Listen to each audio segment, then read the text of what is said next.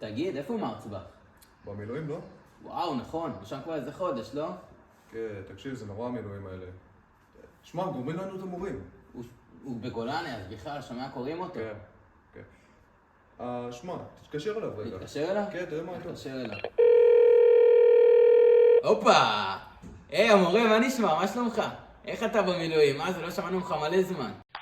וואו, אל תשאל, קוראים אותנו פה, מזיזים אותנו מבית לבית כל רגע. מה? מטורף. מה זה שם? אתה שומע יריות? מה זה? כן, יש כאן יריות בלי סוף, מחבלים יורים עלינו על ימין ועל שמאל. מה, מטורף. אנחנו לך את בטירוף אז תחזור, תוכל לא כנורמלי, די, כמה סבלתם.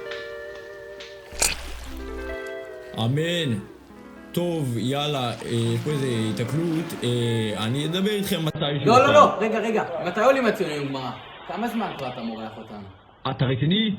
יש פה אנשים שעובדים קשה, מסכנים את החיים שלהם, אוכלים טונה ומנות קרב ימים שלמים, ממש לא במקום, שתדע לך, ציפיתי ליותר.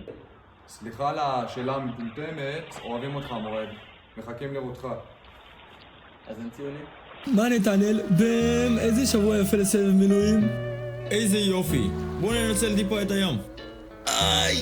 מה זה? מה קרה לך ברגל? נפצעתי ברגל, הנה, פה. וואלה, גם לי יש שם פציעה, כבר כמה שנים.